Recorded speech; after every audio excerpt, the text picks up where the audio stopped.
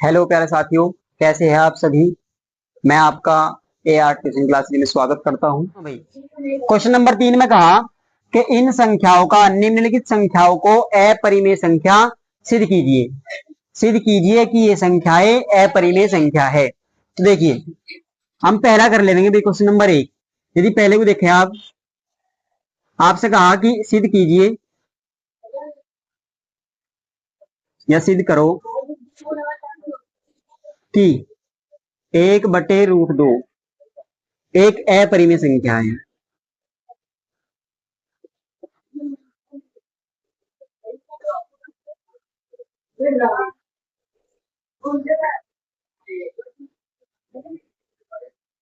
तो आप हल करना शुरू करेंगे भाई। यहां से आप मान लेंगे, इसका विपरीत मान लेंगे। माना 1/√2 एक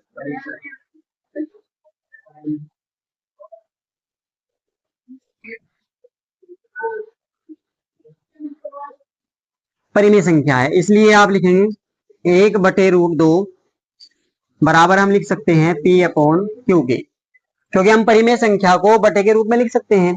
और जहां पर P और Q क्या है भाई, जहां P और Q पूर्णांक है, क्या है, पूर्णांक है, यानी कि प्लस की संख्या माइनस की संख्या ये पूर्णांक है आपकी। और कैसे पूर्णांक है कि बस नीचे वाला जो है ना आपका, जहां आप लिखेंगे जहां Q जो है ना 0 के बराबर नहीं हो सकता, और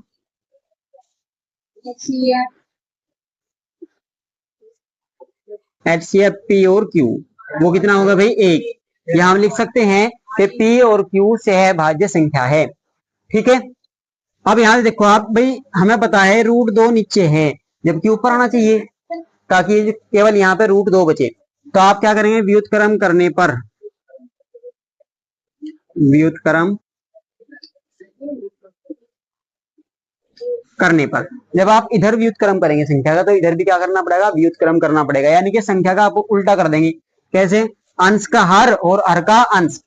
आप लिखेंगे √2 बटे में 1 और बराबर Q/P, Q/P कर देंगे, Q/P। ठीक है भी। जब आप एक इधर भाग में है, उधर कहीं में जाएगा, गुणा में जाएगा, तो आप इसे ऐसे भी तो लिख सकते हैं, √2 बराबर Q/P। अब भी तो वही रहेगा, एक से गुणा करोगे जब भी वो क्यू ही संख्या रहेगी।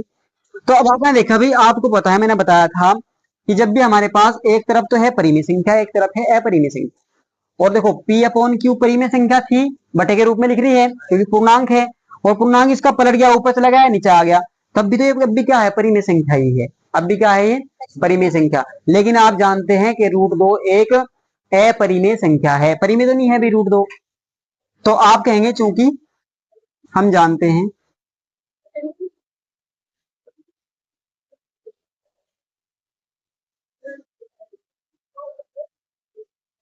कि P/Q, सॉरी,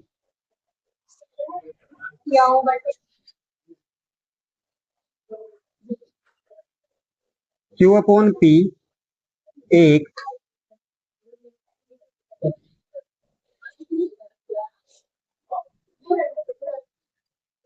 परिमेय संख्या है, और √2 एक अपरिमेय संख्या है, अपरिमेय संख्या है। इसलिए आप कहेंगे भाई √2 बराबर नहीं है Q/P के। भाई जब एक तरफ जो है ना अपरिमेय है, एक तरफ परिमेय है, तो क्या बराबर हो सकती है, बराबर नहीं हो सकती। तो आप कहेंगे, अतः हमारी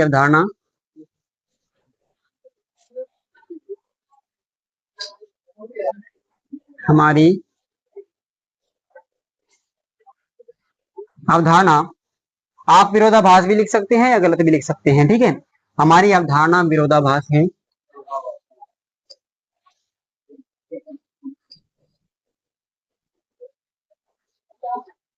इसलिए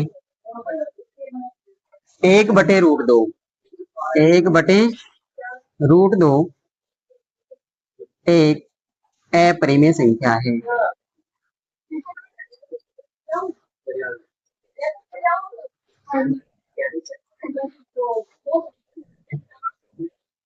एक अपरिमेय संख्या है।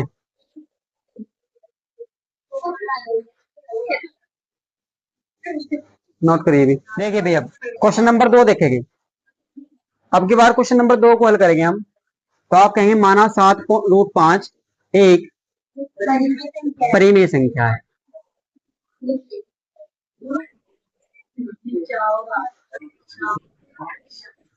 परिमेय संख्या है, इसलिए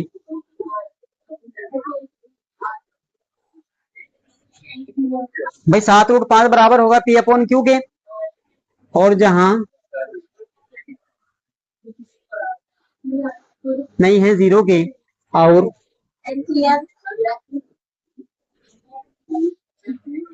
बराबर 1 के। ठीक है, और यहां से आप देखेंगे भाई 7 इधर गुणा में है √5 के, √5 के साथ 7 गुणा में है, तो इधर कहीं में जाएगा, भाग में जाएगा। तो आप लिखेंगे √5 बराबर पी अपॉन क्यू, और ऐसे लिख सकते हैं भाग 5, सॉरी 7।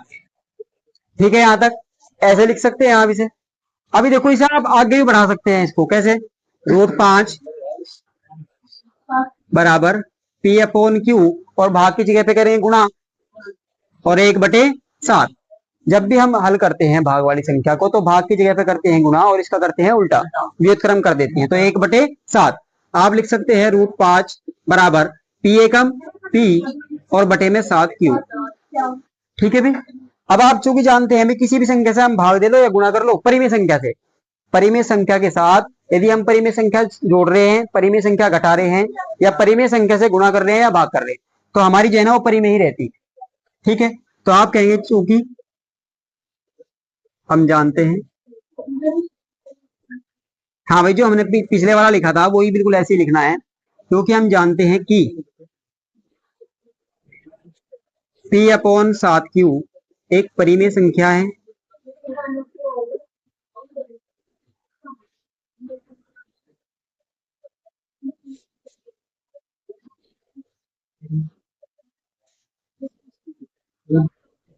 और √5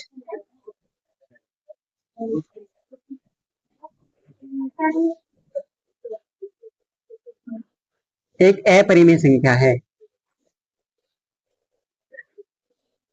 इसलिए आप कहेंगे √5 बराबर नहीं है पी अपॉन 7 क्यू के। तो आते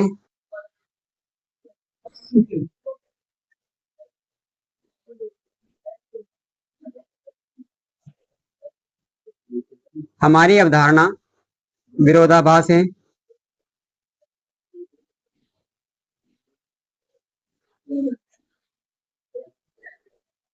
इसलिए आप कहेंगे भाई 7√5 एक अपरिमेय संख्या है, एक अपरिमेय संख्या।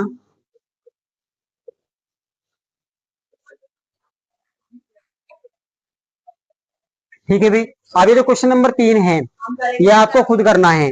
6 प्लस √2, 6 इधर प्लस में है, इधर जाके माइनस में, और बस फिर यही बात आपको लिखनी है।